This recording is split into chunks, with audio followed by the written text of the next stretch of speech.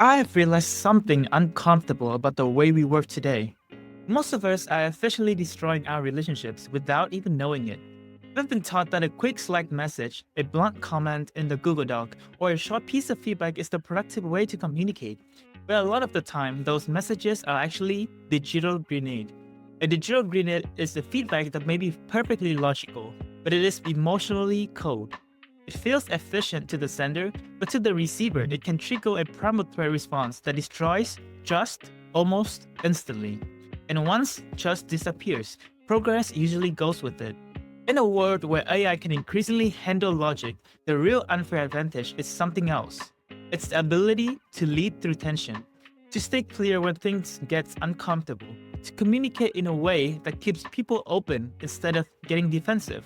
So, in the next 10 minutes, I want to show you a framework I call the core protocol. Because when you understand how tension actually works, you can stop the fighting and start making real progress. Here's the science behind it. Your brain is a survival machine, and it doesn't always know how the difference between a real physical threat and a threatening social signal on a screen. So, when someone receives a cold message like, "Can we talk?" or a sharp piece of feedback with no emotional context, the brain can react as if something dangerous is happening. This is what's often called an amygdala hijack. The amygdala in the brain's alarm system. When it senses a social threat, it floods the body with stress chemicals like cortisol and adrenaline. And when that happens, your thinking brain starts to go offline. Your teammate is no longer calmly processing your point, but they're trying to survive the interaction between them and you. That's why facts alone often fail in difficult conversations. Because if the nervous system feels unsafe, the mind stops listening. So if you want a better conversation, you can't deliver information more clearly. You have to go lower the threat first and then bypass the tiger. And that's where the core protocol comes in. Core is a simple framework for managing what I call adaptive tension. And adaptive tension is exactly what it sounds like.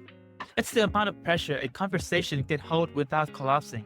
That's like a pressure cooker. If there's no heat, nothing changes. But if there's too much heat, the whole thing blows up. The goal is not to avoid tension, but the goal is to regulate it. Enough pressure to move the conversation forward, not so much that the relationship breaks under it. And that's what core helps you to do. The first step is C, curiosity. Most people begin hard conversations with blame. Why was this late? Why did you do that? What were you thinking?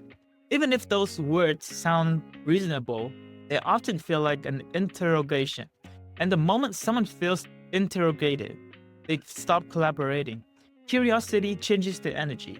Instead of trying to catch something being wrong, you try to understand what's actually happening. So instead of saying, "Why was this late?"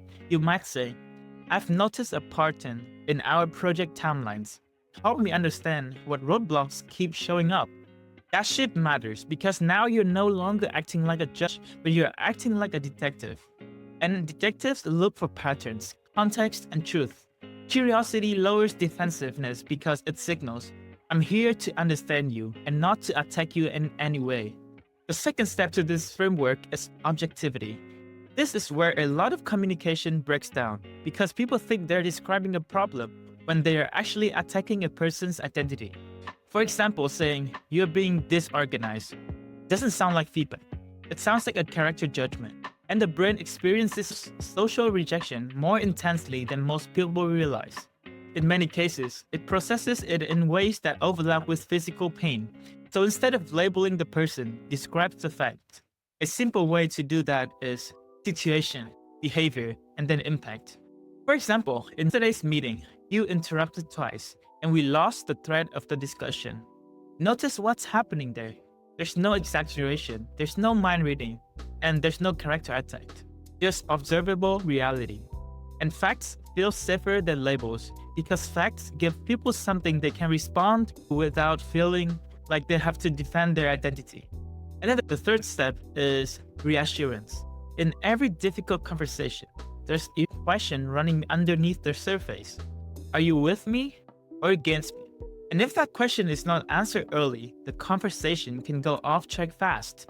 That's why reassurance matters. You have to make your intention clear. You have to establish mutual purpose, a shared goal that both of you care about. Something like, I'm bringing this up because I want this project to succeed. I'm saying this because I care about working well together. I want to solve this with you, not against you. That may sound simple, but it changes everything. Because when people trust your motive, they become far more willing to hear your message. But if they think your goal is to embarrass them, blame them, or win against them, the conversation is already over. Reassurance tells the other person, this is not a fight, but this is a repair, to move forward, to fix things together, to collaborate. And the final step is empathy. Empathy is not weakness. It's not lowering the standard, and it doesn't mean you agree with the mistake. It means that you have acknowledged the human being inside the moment. Because empathy is one of the fastest ways to calm a threatened nervous system. It's the off switch for the amygdala. When a person feels seen, their body becomes more willing to return to safety. And once safety returns, collaboration becomes possible again. Empathy can sound like this. I can see how much effort you put into. I know you were trying to make this thing work. I understand that this wasn't easy for you.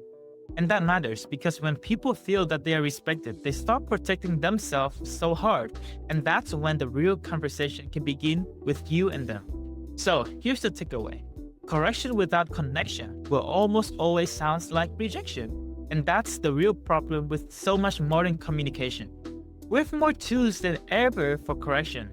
More speed, more access, more efficiency. But we've lost so many of the tools that create connection between people and people, human and human. And without those connections, even good feedback can feel like a threat for both them and maybe you. So if you want to lead well at work, in relationships, anywhere, remember this. Find the person behind the screen first. Connect with them and then correct second. That's how trust stays intact. And that's how difficult conversations can become more productive. And that's how real progress begins. I'll see you in the next video.